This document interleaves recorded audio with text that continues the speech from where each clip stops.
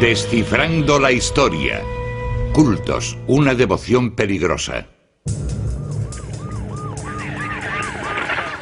5 personas han sido brutalmente asesinadas en una vivienda de Beverly Hills. Entre ellas se encuentra la actriz Sharon Tate. 3 líneas del metro de Tokio han sufrido esta mañana en plena hora punta un atentado terrorista que ha causado la muerte de 6 personas. Hasta no hace mucho creía que solo la gente con leves o graves trastornos mentales podía dejarse engañar para entrar en una secta. Ahora, sin embargo, opino de forma muy diferente. Afirman que aquellos que intentan abandonar la colonia son golpeados y drogados. Es posible que el líder de la secta haya violado a docenas de niños. Estos grupos organizados se han convertido en organizaciones de poder, dinero y sexo.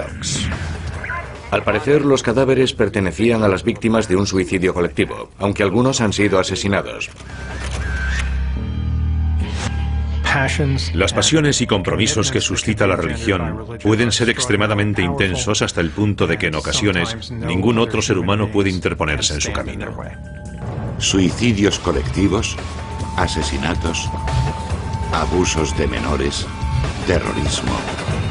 Las sectas acarrean invariablemente la tragedia y el desastre. Pero nadie decide entrar en una secta. La gente abraza una nueva religión, trabaja por una causa o inicia un movimiento político. Desde dentro, el grupo es noble, inspirador, pero entonces se cruza una línea y el grupo se convierte en una secta.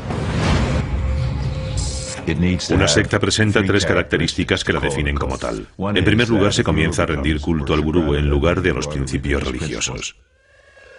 Caso Aum Shinrikyo. Shoko Asahara, líder de la secta japonesa, convenció a sus seguidores de que era la reencarnación de Cristo y debían someterse a su voluntad para alcanzar la salvación eterna. Otra característica es que el culto implica cierto lavado de cerebro, es decir, existe un adoctrinamiento sistemático que hace hincapié en la confesión, en una actitud crítica, en la autocrítica. Caso Jonestown. Jim Jones predicaba en sesiones nocturnas en las que obligaba a sus seguidores a confesar sus pecados en público y los castigaba con brutales palizas. El tercer elemento está relacionado con la explotación por parte de los rangos superiores, normalmente del propio gurú u otras personas con autoridad. Dicha explotación suele ser de índole económica y sexual. Caso Iglesia Fundamentalista. Mayo de 2006. Warren Jeffs, líder de la secta, entra en la lista de las 10 personas más buscadas de los Estados Unidos. ¿La razón? Como líder de la Iglesia Fundamentalista de Jesucristo de los Santos de los Últimos Días, una secta polígama, se acusa a Warren Jeffs de violación y secuestro de menores. A pesar de que su líder es un fugitivo de la justicia, los miembros de la secta de Jeffs se consideran fieles seguidores de Dios y no una banda de criminales. Lo que algunos califican de secta es para otros una religión. Así ha sido desde la antigüedad. Hace 2000 años, un carpintero, una prostituta y otros 12 marginados crearon un culto que desafiaba todos los valores de la sociedad de la época. Creían que su líder era el mismísimo Dios y que podía caminar sobre las aguas e incluso resucitar. Creían que formaría un nuevo reino y su obsesión revolucionaria alarmó a las autoridades locales. Durante décadas, los seguidores del Nazareno, a los que se conocía como cristianos, fueron considerados una secta por las autoridades romanas. El cristianismo nace como un movimiento disidente dentro del judaísmo, por lo que desde el primer momento surgen tensiones entre el judaísmo y el movimiento de Jesús. También es lógico que los romanos se inquietasen al oírle predicar sobre un reino, puesto que ellos ya tenían uno y estaban muy contentos con él.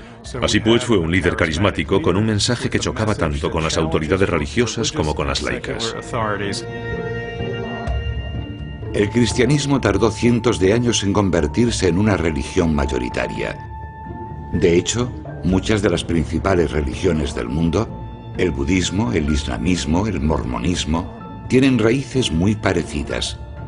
Todas han sobrevivido a la desconfianza y las persecuciones que implica la etiqueta de secta. La gente teme los cultos porque tienen miedo de lo que es diferente. Y estos son una manifestación de las diferencias religiosas. Las religiones proclaman con frecuencia, si no invariablemente, que responden a las preguntas más importantes del ser humano. Cuando aparece alguien con respuestas diferentes, audaces, a esta clase de preguntas, supone una amenaza para el status quo. La mayoría de los cultos son pacíficos y han dejado de ser definidos como tales y se han convertido en mayoritarios.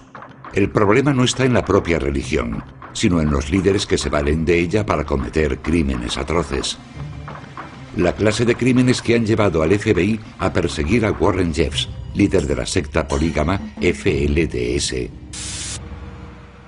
John Llewellyn, antiguo investigador de crímenes sexuales del Departamento de Policía de Utah, ha investigado diversas sectas polígamas de dicho estado. Como ayudante del sheriff, me ocupaba de todos los crímenes sexuales, y el comisario comenzó a hacerme llegar quejas sobre prácticas polígamas. Yo apenas sabía nada de la poligamia, así que, como buen detective que era, comencé a leer sobre el tema para informarme y ser capaz de abordar el problema. Distintos cultos polígamos se han extendido por el oeste de los Estados Unidos, llegando a una población de más de 30.000 personas. A pesar de que no forman parte de la iglesia mormona mayoritaria desde hace un siglo, se los conoce erróneamente como fundamentalistas mormones. La teología de ambos grupos proviene del Libro de Mormón, y ambas tienen un mismo profeta, Joseph Smith. Pero solo las sectas polígamas, al contrario que los mormones, se apartan de la sociedad para esconder su forma de vida. Un estilo de vida que siguen porque, según sus creencias, es la única manera de ganarse un lugar en el cielo. Creen que por cada mujer que tengan recibirán un mundo, que serán los dioses de cada uno de esos mundos, y que sus esposas serán las Evas de cada uno de esos mundos. Y además, que los mormones son los únicos que disfrutarán del sexo en el cielo. Llewellyn se infiltró con la esperanza de estudiar la poligamía desde lejos, pero a medida que fue descubriendo cosas, él y su mujer se vieron en una situación inesperada. Una mujer que tenía 3 niñas pequeñas, una madre soltera, nos preguntó si estaríamos dispuestos a adoptar a sus hijas si le sucedía algo. Le dije a mi mujer que quizás si le contábamos que estábamos estudiando el fundamentalismo mormón y la poligamia se desanimaría. Sorprendentemente, 2 semanas después le preguntó a mi mujer si la aceptaríamos en la familia. Llewellyn entró en una secta polígama e introdujo en su casa a una segunda esposa. La devoción por el culto le había llevado a renunciar a sus valores cristianos. No tenía ni idea de cómo sería tener 2 mujeres. No sabía si estaba cometiendo adulterio o si aquello era lícito. Me resultó muy difícil. Pasó alrededor de 1 año antes de que lo viese como algo casi natural. En el caso de Llewellyn, los 3 adultos consintieron la poligamia. En otras muchas casas de la iglesia fundamentalista, la poligamia adquiere connotaciones siniestras. No todas las mujeres de los hogares de la secta se casan de niñas, pero muchas sí lo hacen. Se considera que las niñas de 12 o 14 años están en edad de casarse. Warren Jeffs obliga frecuentemente a las chicas a casarse con hombres que podrían ser sus padres. Resulta imposible saber cuántas chicas de esta secta, que cuenta con miles de fieles, han sido obligadas a practicar sexo contra su voluntad. Hasta hace muy poco tiempo, se hacía la vista gorda con lo que estaba ocurriendo. Pero ahora hay una serie de cargos contra Warren Jeffs, que ha sido incluido finalmente en la lista de las 10 personas más buscadas por el FBI. En mayo de 2006, Warren Jeffs pasó a ser una de las 10 personas más buscadas por el FBI. Pero atrapar a Jeffs no resultaría fácil. Tras asumir el liderazgo de la secta, Warren Jeffs supervisó la construcción de un recinto de 1.700 acres en los alrededores de El Dorado, Texas. El elemento central es un templo similar a una fortaleza, un enorme punto de referencia en mitad de las polvorientas llanuras de Texas. Los miembros de la secta afirman que se trata del lugar más sagrado de la tierra. El rancho Anhelo de Sion ha permitido que en la secta se abusase de menores. Warren Jeffs es el ejemplo más reciente de lo que es un líder de una secta. Un hombre empujado por el poder, la paranoia y la avaricia.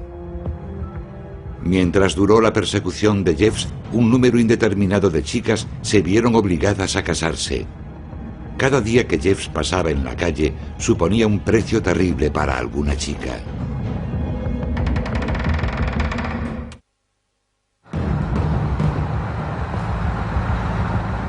...28 de agosto de 2006... La policía de Las Vegas detiene un vehículo rojo en una infracción de tráfico leve. El hombre que conduce no es un infractor cualquiera.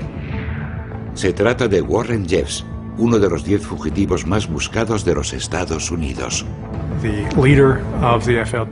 El líder de la Iglesia fundamentalista, Warren Jeffs, está acusado de posibilitar el matrimonio entre una menor de edad y un hombre casado de 28 años, y de abusar él mismo sexualmente de menores. Como casi todos estos líderes, Warren Jeffs ha utilizado la religión para escenificar sus fantasías de dominación y avaricia. Para mantener todo en secreto, construyó un templo a la perversidad en las aisladas llanuras de Texas. Pero ahora el profeta está en apuros. Le toca pagar sus crímenes. Ha sido encerrado en una prisión federal lejos de su obediente rebaño. Y el líder de una secta, cuando se ve acorralado, puede provocar la autodestrucción de la misma.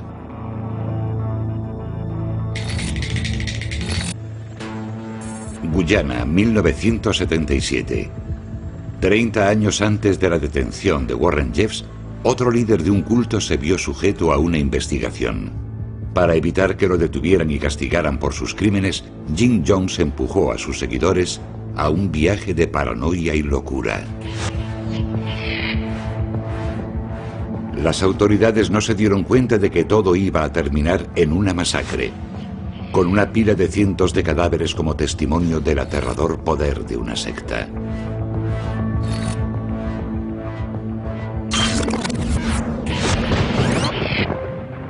Lynn, Indiana, 1941. A sus 10 años, el pastor Jim Jones se prepara para uno de sus primeros oficios religiosos. Sus padres no atienden como es debido al pequeño Jim, que a menudo está solo y busca consuelo en las historias de la Biblia.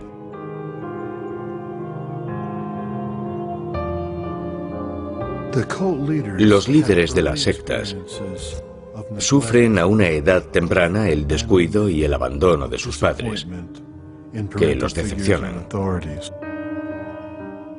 El interés del solitario Jim por la Biblia le lleva a una iglesia pentecostal de las afueras de la ciudad.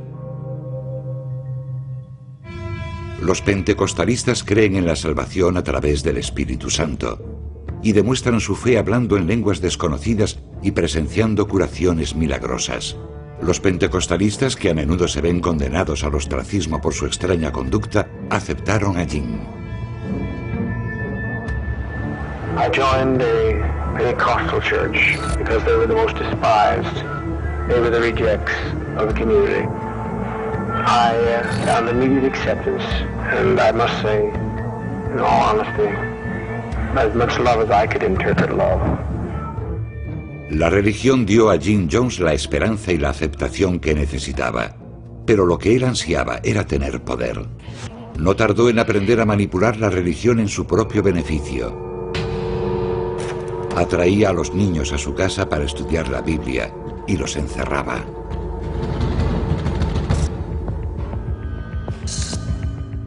En su adolescencia, Jim fue un estudiante ejemplar. Para mejorar sus dotes retóricas, estudió los discursos de líderes socialistas como Marx, Lenin o Mao. Jim, que se crió en la pobreza, tenía la convicción de que una iglesia debía ocuparse de sus fieles. Cuando creó su propia iglesia, el joven predicador había elaborado ya un concepto de sacerdocio comprometido socialmente que denominó socialismo apostólico. En un primer momento en Indiana, Jim Jones ayudó muchísimo a la comunidad. Crearon comedores sociales para los ancianos y los pobres. Da de comer al hambriento, viste al desnudo, ayuda a los enfermos y necesitados. Aparentemente esos eran sus objetivos. Eso es lo que yo creía que era el templo. A sus 35 años, Jim Jones tiene mucho éxito. La iglesia fundada por el joven predicador, a la que acaba de bautizar como el Templo del Pueblo, atrae a una gran cantidad de gente. Ha encontrado una mujer que comparte su compromiso con la igualdad racial y han creado juntos una auténtica familia multicolor. Sin embargo, sus ideas radicales y su liberalismo resultan excesivos para la conservadora indiana. Originariamente era un hombre con fuertes convicciones que chocaba con una cultura hostil. Creía en la integración racial, pero vivía en Indianápolis, una ciudad dura que no apoyaba semejante idea. A pesar del crecimiento de su congregación, Jones se siente perseguido e incomprendido. Su infantil necesidad de atención se ha ido convirtiendo en un vehemente anhelo de poder. Debe trasladar su iglesia a algún lugar en el que pueda madurar. Un lugar que reciba con los brazos abiertos las ideas progresistas, el activismo social y las ideas políticas radicales. El Templo del Pueblo se muda al norte de California. San Francisco ha sido un lugar de encuentro, un sitio donde se combinan un montón de ideas diferentes. El pacifismo, los hippies de Haight-Ashbury, era una ciudad muy abierta y tolerante con muchos grupos e ideas. La zona de la bahía ofrece un clima social ideal para el Templo del Pueblo. En las comunidades progresistas de San Francisco, Jim Jones reuniría un pequeño ejército de personas trabajadoras entregadas al activismo social. La comunidad progresista de San Francisco y la comunidad liberal nos adoraban. Éramos elegantes, responsables y teníamos dinero, y ayudábamos a la gente. Residencias de ancianos, clases de recuperación para los estudiantes, asesoramiento legal gratuito. El Templo del Pueblo ofrecía una gran variedad de servicios sociales. Pero los programas sociales tenían un objetivo egoísta en el caso de Jim. La mayoría de estos líderes destructivos cumplen al menos 8 de los 9 rasgos característicos del desorden narcisista de la personalidad. Todos los programas sociales de Jim Jones y la implicación de su congregación con la comunidad aumentaron su propia sensación de poder, de importancia y gloria. El ambiente progresista de San Francisco era un entorno ideal para una iglesia activista como la de Jones. Pero la búsqueda del poder y la gloria solo explica en parte el comportamiento de Jim. Lo que le llevó a California fue su creciente paranoia. En 1962, la revista Esquire publicó un artículo sobre los 9 lugares más seguros en caso de ataque nuclear. Redwood Valley, a las afueras de San Francisco, era uno de ellos. Creían que estaba a salvo de una gran cantidad de peligros. Incluso pensaban que iba a estallar una guerra nuclear o que por alguna razón Redwood Valley era más seguro que cualquier otro lugar. Jones había tenido una visión según la cual el Medio Oeste sería destruido por un ataque nuclear, así que era esencial mudarse rápidamente. Llegó incluso a señalar la fecha exacta en la que se produciría la explosión nuclear. I have given the date, the month, and the year where a nuclear war will take place. I want to be like Jonah of old. I want to be proven wrong. I'll be happy if one of my prophecies fail. They haven't yet, but I'll be glad when one of them does.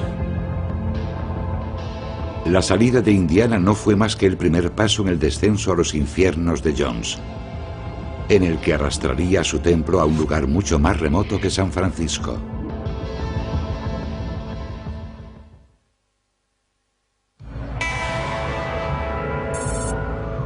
San Francisco, 1969.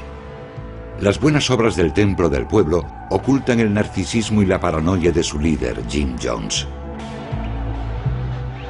Pero mientras el templo sigue labrándose una reputación en San Francisco, la cara amable de Jones comienza a mostrar grietas. Llevaba ropa ranchera, trajes brillantes, cosas así que no pegaban con San Francisco. Siempre llevaba gafas oscuras, incluso en interior, a todas horas. Y siempre iba rodeado de una camarilla de protectores e intérpretes, podríamos decir. Todo pez gordo que se precie tiene sus secuaces, sus asistentes, pero Jones no tenía ese nivel. A pesar de las primeras señales de advertencia, el templo sigue atrayendo a nuevos miembros, especialmente a jóvenes que quieren implicarse en el activismo político. En 1968, Tim Carter, un chico de 20 años de la zona de la bahía, regresa de la guerra de Vietnam. Al salir de allí, mis ideas políticas habían cambiado por completo. Habían dado un giro de 180 grados. Tenía fuertes convicciones políticas. Formaba parte de la contracultura. No es fácil explicarlo. Formabas parte del movimiento, te mantenías al margen. Yo formaba parte de aquello y allí estaba el centro contracultural. Tras regresar de Vietnam, Tim se implicó rápidamente en la cultura hippie de California. Vivía en la calle, hacía autostop por la costa y experimentaba con movimientos espirituales alternativos. Pronto descubrió un nuevo camino, una causa a la que dedicar su vida. 5 amigos y yo estábamos haciendo una meditación y de pronto sentí una explosión de energía que me subía por la columna. Fue como un estallido. Me giré y vi una foto y pregunté de quién era. Una chica me dijo, es Papá Jim, es el hombre más bondadoso que he conocido en mi vida. Entonces supe que tenía que encontrar a Jim Jones y su templo del pueblo. Tim asistió a su primera reunión del templo del pueblo en San Francisco. Entré en el templo y aquel era el lugar más lleno de vida que había conocido. Había negros, blancos, adolescentes ligando entre ellos y niños pequeños correteando por allí. Vi a personas blancas ayudando a ancianos negros. Y bueno, no era nada pretencioso o falso, era simplemente un lugar lleno de vida. Aún no conocía a Jim Jones, pero tenía la impresión de conocer a aquella gente de toda la vida. Estaba en casa.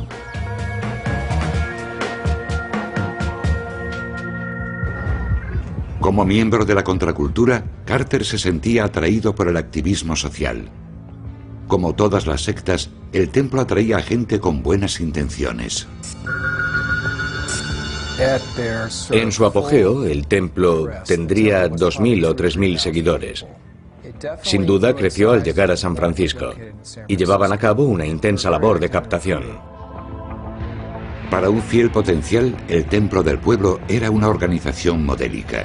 Y Jim Jones, su bondadoso padre espiritual.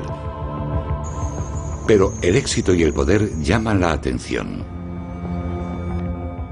Marshall Kilduff, reportero del San Francisco Chronicle, fue uno de los primeros periodistas que se interesó por Jones.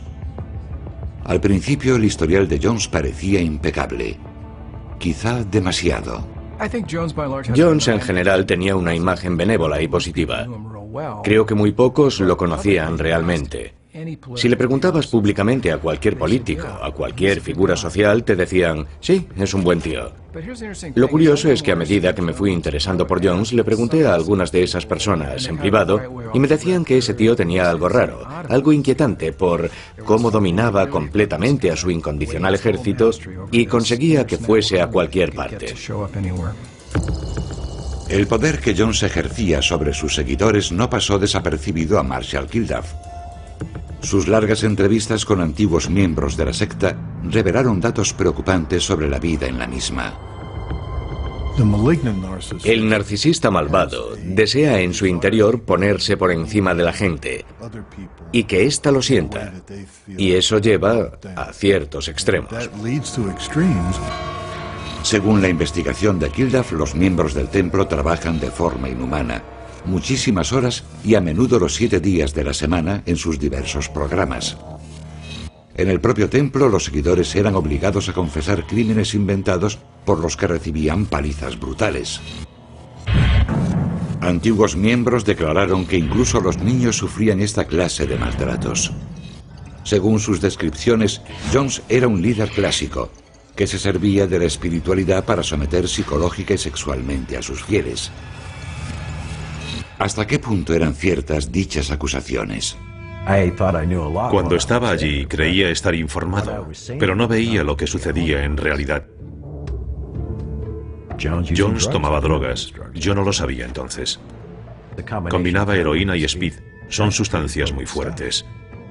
No sabía que mantenía relaciones sexuales con todo el mundo. Es sencillo verlo ahora, pero uno no piensa que su líder está chiflado. San Francisco no es el refugio que Jones esperaba. A medida que aumenta la presión, comienza a perder el control.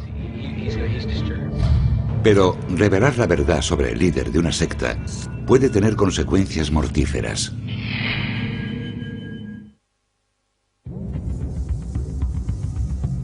A finales de 1977, Jim Jones siente la presión de la prensa.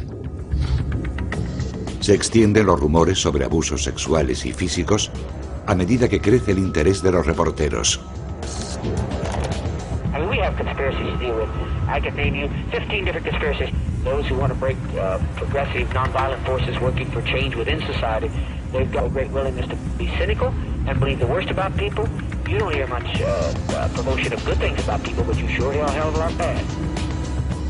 Sintiéndose perseguido de nuevo, Jim Jones llena los autobuses por última vez. Los miembros del templo con los que hablé después tenían la sensación de que el templo huía de algo, de que se encontraba en una situación desesperada y necesitaba algún tipo de cambio. Se vieron obligados a salir de San Francisco. En 1977 se publicó en la revista New West el artículo de Marshall Kilduff que denunciaba los abusos que se cometían en el templo del pueblo. Cuando aparece el artículo, el templo está ya inmerso en un éxodo masivo. En cuestión de meses, casi 1000 personas se desplazan a Guyana, en Sudamérica. Después de un largo vuelo hasta la capital, Georgetown, sus miembros soportan una penosa travesía de 36 horas en barcas y todoterrenos. Finalmente llegan a las humildes cabañas del proyecto agrícola del Templo del Pueblo, también conocido como Jonestown.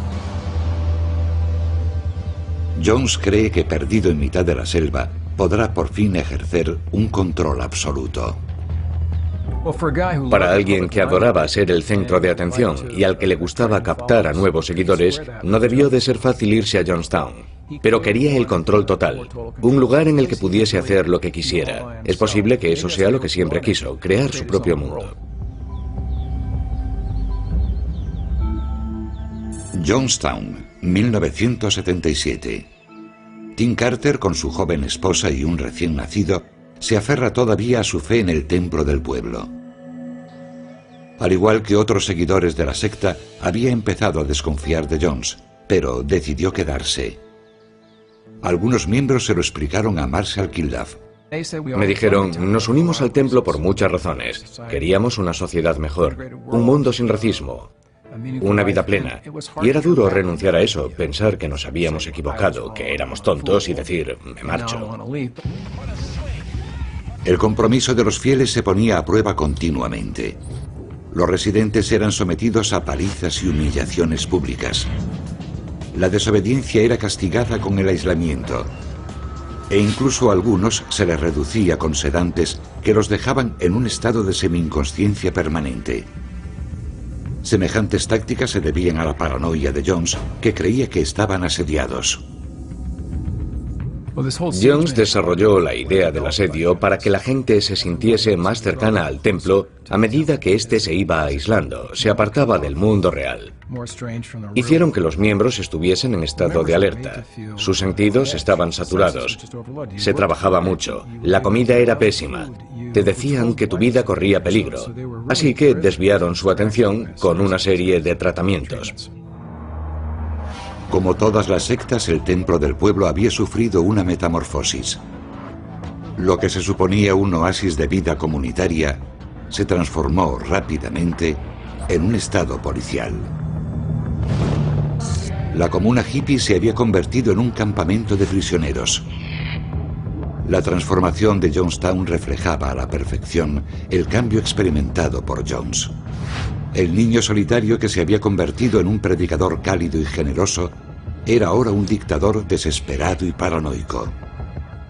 Al final, este hombre era un drogadicto. Tenía delirios.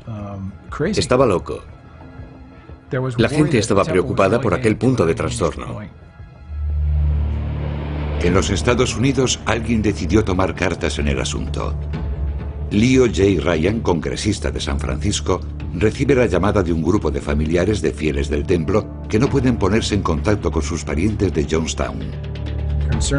Los familiares, preocupados, se estrellan contra un muro y deciden que un congresista podría obtener mejores resultados que ellos. El político prepara el viaje a Guyana y, tras muchas evasivas del templo, consigue convencerlos de que le dejen entrar. Jim Jones está en apuros.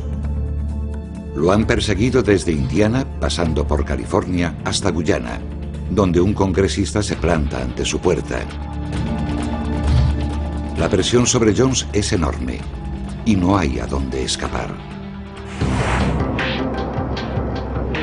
El 17 de noviembre el congresista llega a Jonestown con sus ayudantes, algunos periodistas y miembros de la Asociación de Familiares Afectados.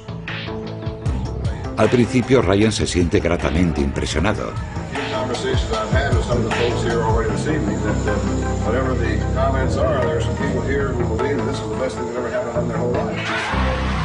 Pero en un determinado momento, uno de los invitados recibe una nota de un miembro del templo que quiere abandonar Jonestown. La noticia provoca un efecto en cadena y otras personas se acercan a Ryan afirmando que la retienen contra su voluntad. Se reúne un grupo de 9 personas que se irá con el congresista. Jones se siente decepcionado. Leave us, I just beg you, please leave us. Bill, we will bother nobody. Anybody wants to get out of here can get out of here. Aquellas personas se preparan para marcharse. Las 9 personas que se van con el congresista. Es la 1:30, 2 de la tarde. Y de repente se desató una tormenta surgida de la nada. El cielo cambió. Se puso casi negro. Fue una tormenta insólita. Jonestown parecía el mismísimo infierno. Todo cambió. Aquel vendaval y aquella tormenta lo cambiaron todo. Ryan y su séquito se ven obligados a esperar a que pase la tormenta. Pero Jim Jones sabe que no puede dejar que nadie salga de Jonestown. Se le veía en la cara que le había cambiado el humor. Se puso más oscuro. No me refiero a su piel, sino a su energía. Se hizo más oscura y desagradable. Desesperado, Jim Jones ordena a su ayudante, Don Sly, lo impensable. Se acercó a Ryan por la espalda y de repente sacó un cuchillo y le dijo: hijo de puta, te voy a matar.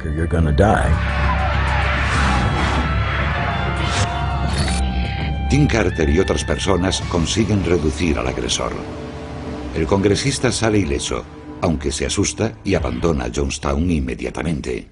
Me resulta complicado describir el horror que sentí.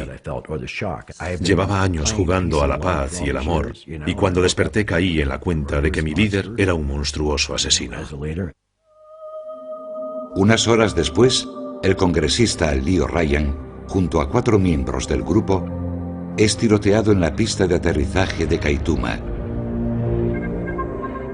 siguiendo órdenes inequívocas de Jim Jones. Pero en Jonestown, solo Jones es consciente del asesinato. Tranquilo y sosegado, convoca una reunión en el pabellón principal. Cuando el acto comienza, envían a Tim Carter a hacer un recado. Vi lo que vi porque me habían pedido que fuese al pabellón para preguntarle a Jones si quería que un camión nos llevase a la puerta principal, que se encontraba a unos 5 kilómetros. Cuando llegué, la gente ya se estaba muriendo. Había unas 10 o 12 personas tiradas en el suelo.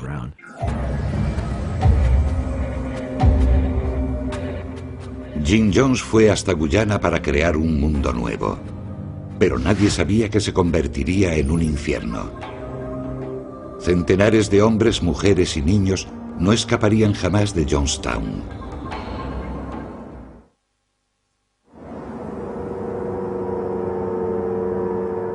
En una pista de aterrizaje perdida en medio de una selva sudamericana, el congresista Leo Ryan se convirtió en el único congresista estadounidense que murió en acto de servicio víctima de la violencia sectaria. Al ordenar el asesinato de un congresista norteamericano, Jim Jones ha sentenciado al templo del pueblo. Para evitar ser castigado por sus crímenes, decide morir junto a todos los habitantes de Jonestown. My opinion is that we be kind to children and be kind to seniors and take the portion like they used to take in ancient Greece and step over quietly because we are not committing suicide. It's a revolutionary act. We can't go back. They won't leave us alone. They're now going back to tell more lies, which means more congressmen, and there's no way we can survive. Mientras cientos de personas escuchan a Jones en el pabellón principal, algunos miembros destacados preparan la mortífera poción, una dosis letal de cianuro disuelta en un ponche con sabor a uva. Alguna gente gritaba, no podemos hacerlo, ¿por qué no hacemos esto otro? ¿Es que no nos queda alternativa, Padre Jim? Él los hacía callar, los regañaba, y muchos fueron empujados hasta la cuba de veneno. De repente aparecieron por los flancos hombres armados que obligaron a la gente a beber. Not that I'm afraid to die. I don't think you are. I don't think you are. But I look at our babies and I think they deserve to live. I agree. You know? But also they deserve, what's more, they deserve peace.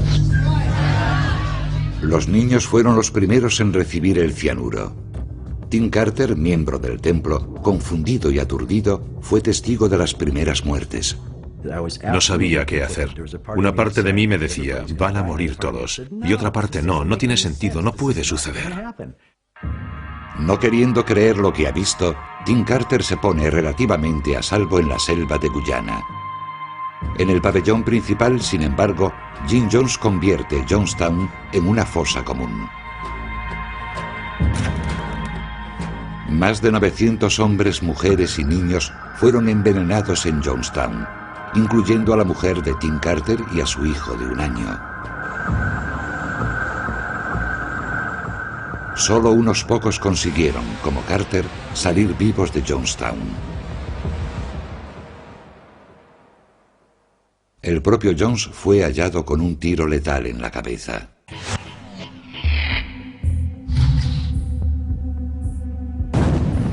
Después de lo de Jonestown, muchos asumieron que los miembros de la secta habían ingerido el veneno voluntariamente, obedeciendo con entusiasmo a su líder Jim Jones. Pero en los últimos años se ha descubierto que mucha gente de Jonestown fue inyectada a la fuerza y que muchos otros fueron obligados a beber el veneno a punta de pistola. ¿Nos equivocamos como seres humanos? Sí. ¿Nos equivocamos como grupo? Sí. ¿Murió aquella gente en alguna clase de ritual orgiástico suicida porque creían en aquel tío? No. Eso no fue lo que pasó. Aquel día murieron muchas buenas personas en Jonestown, personas que merecen más respeto del que han recibido. Los habitantes de Jonestown trataban de construir un mundo mejor, pero depositaron sus esperanzas en un loco que acabó aniquilándolos. Nunca podremos entender completamente los hechos que llevaron a tan increíble desenlace. Durante casi 30 años, Jonestown ha sido un icono de la tragedia de las sectas. Sin embargo, siguen surgiendo nuevos cultos, algunos incluso de forma más extraña y aterradora. A medida que se acercaba el nuevo milenio, las sectas de todo el mundo se obsesionaron con la idea de que en el año 2000 llegaría el apocalipsis. En el corazón del milenarismo se encuentra una extraordinaria insatisfacción con el mundo en que vivimos. Hasta tal punto que los milenaristas solo pueden imaginar un mundo nuevo a partir de la intervención de Dios o de un ser humano extraordinario. Una epidemia de apocalípticos invadió el mundo a finales de la década de los 90. La mayoría de cultos se dedicó simplemente a esperar la llegada de los últimos días. En Japón, por el contrario, una secta decidió provocar activamente el apocalipsis a través del terrorismo. En 1995, Aum Shinrikyo era una nueva religión de gran éxito con sede en Tokio. Shoko Asahara, gurú enigmático con una ceguera parcial, lidera un culto que sintetiza distintas enseñanzas hindúes y budistas para alcanzar la pureza espiritual. Pero al igual que tantos líderes, la búsqueda de la pureza de Asahara lo empuja a una fascinación apocalíptica. En el Aum Shinrikyo, uno no se sienta a esperar el fin del mundo, sino que trata de formar parte del proceso. La obsesión apocalíptica de Asahara acaba convirtiéndose en el único proyecto de la secta. Sus miembros, obedeciendo ciegamente a su líder, invierten todos sus esfuerzos en un mortífero plan. Decidieron liberar gas venenoso por todo Tokio. Los japoneses culparían a los estadounidenses y estos acusarían a los japoneses. Otras grandes potencias entrarían en la polémica y estallaría la Tercera Guerra Mundial. Y con la Tercera Guerra Mundial llegaría el Armagedón bíblico.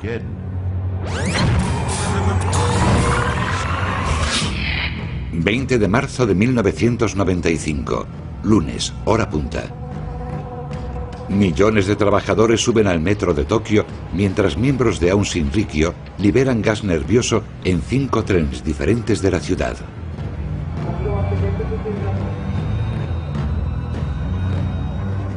El arma química provoca asfixia, convulsiones y la muerte.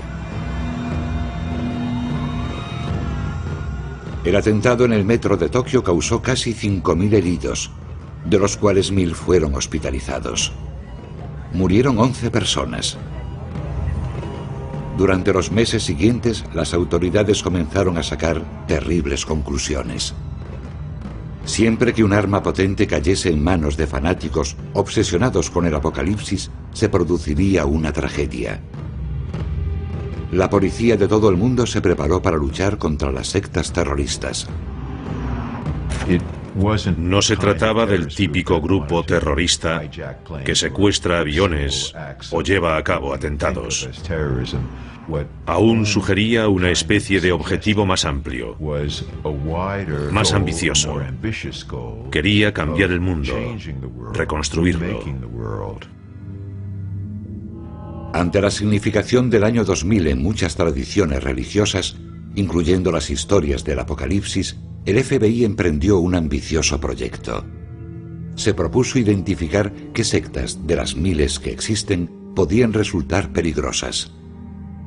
En 1999 publicaron el informe del proyecto Megiddo. Uno de los temores que se esconde tras el informe del proyecto Megiddo es que cualquier grupo milenarista que imagine un fin catastrófico del mundo puede acabar recurriendo a la violencia. Pero el informe no distingue la violencia retórica, los textos descriptivos de los actos de violencia real cometidos en el mundo por gente que se toma en serio dichas descripciones. Podría decirse que cuando un grupo declara con fervor su fe en el fin del mundo y se prepara para ello, puede acabar por volverse violento, pero que tengan el potencial para ello no los convierte en criminales. Al tratar de evitar la violencia de los cultos, la ley ha de juzgar algo muy difuso. ¿Qué es una religión y qué es una secta? En una sociedad en la que se alaba la fe, pero se condena la violencia religiosa, siempre existe la posibilidad de que se produzca una tragedia a manos de una secta. Siempre que una comunidad religiosa exhorte a sus fieles a llevar una vida distinta a la de todo el mundo, a obedecer leyes o prácticas distintas a las de todo el mundo, puede crearse una tensión. Siempre que se cree una tensión, podrá surgir un conflicto. Y cuando hay un conflicto, siempre existe la posibilidad de que estalle la violencia. Es un escenario aterrador, pero podemos evitarlo. Aunque el fanatismo religioso siga siendo una amenaza para la seguridad del mundo, podemos aprender de los errores de las sectas. No existe ninguna garantía, aparte del deseo de cuestionar y resistirse al poder de la secta.